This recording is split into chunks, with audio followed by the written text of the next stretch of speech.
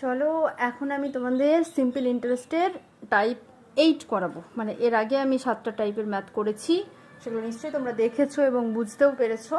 চলো টাইপ 8, ঠিক আছে? কি বলছে? If the simple interest for 6 years be equal two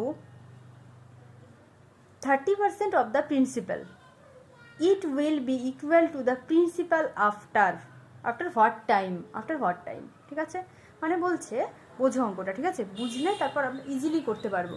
সেটা হচ্ছে কি, কোনো একটা প্রিন্সিপাল তার 30%, মানে simple interest for 6 years be equal to 30% of the principal. হ্যাঁ, একটা সাম আছে, প্রিন্সিপাল আছে, তার 6 বছর পরে যে ইন্টারেস্টটা হয়, দেখো 6 বছর পরে 500 টাকা হলো, সেই 500 টাকাটা কি বলছে, সেই প্রিন্সিপালের 30%, ঠিক আছে? তাহলে প্রিন্সিপালের 30%-এর সমান হবে।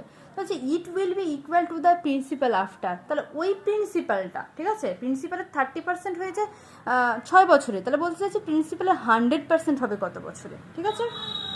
প্রিন্সিপালের 30% হয়েছে 6 বছরে, তাহলে প্রিন্সিপালের 100% হবে কত বছরে? হ্যাঁ, মানে প্রিন্সিপালের সমান হবে আর কি, মোট কথা, ঠিক আছে? তো চলো আমি বুঝিয়ে করে দিচ্ছি কি বলছি। তাহলে আমরা একদম মনে করে নিব, প্রিন্সিপাল সমান সমান 100, ঠিক আছে? ইন্টারেস্ট কত? তার 30%, মানে 30, টাইম কত? 6 years, ঠিক আছে? 6 years বলেছে। এবার দেখো, তার মানে এখানে বলছে, আমরা সুন্দর করে কতটা সহজভাবে আমি লিখছি তোমাদের জন্য, ঠিক আছে? আমি হলে একবারেই করে দিতাম। এই 100 টাকায় 6 বছরে ইন্টারেস্ট কত টাকা?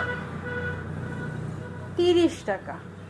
তাহলে 100 টাকায়, এই 100 টাকাতেই 1 বছরে ইন্টারেস্ট কত? 30/6, 5 টাকা, তাই তো? এবার প্রশ্ন বলছে যে কি, ইন্টারেস্টের পরিমাণটা হতে হবে, মানে ইন্টারেস্ট হতে হবে প্রিন্সিপালের সমান। প্রিন্সিপাল কত? 100 ধরেছি, তাহলে ইন্টারেস্টও 100 হতে হবে। তাহলে আবার দেখো, এই যে 5 ইন্টারেস্ট, মানে 5 টাকা ইন্টারেস্ট হচ্ছে কত বছরে? 1 বছরে। তাহলে এই 100 টাকা ইন্টারেস্ট হবে কত বছরে? ব্যাস এইটুকুই। তাহলে যদি এরকম করি যে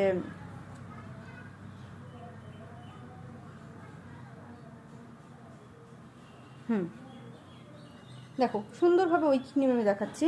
তাহলে এই 5 টাকা ইন্টারেস্ট হচ্ছে ক বছরে?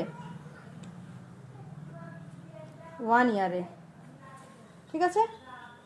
তাহলে 100 টাকা ইন্টারেস্ট হবে কত বছরে? ঠিক আছে, মানে 1 টাকা ইন্টারেস্ট হতো, তাহলে 1/5 বছরে, এই যে 100 টাকা ইন্টারেস্ট হতো কত বছরে? 5 20 100 সমান 20 ইয়ার্স। ব্যাস, এটা হচ্ছে অ্যান্সার, এটাই চেয়েছিল, ঠিক আছে? আশা করছি তোমরা সবাই বুঝতে পেরেছো। না বুঝতে পারলে আমাকে কমেন্ট করে জানিও, আমি আবারও দরকার হলে বুঝিয়ে দেবো। তোমরা পরীক্ষার খাতায় কিন্তু এত সব করবে না, জাস্ট দেখবে, ক্যালকুলেশন করবে, একবারে বসাবে, ঠিক আছে?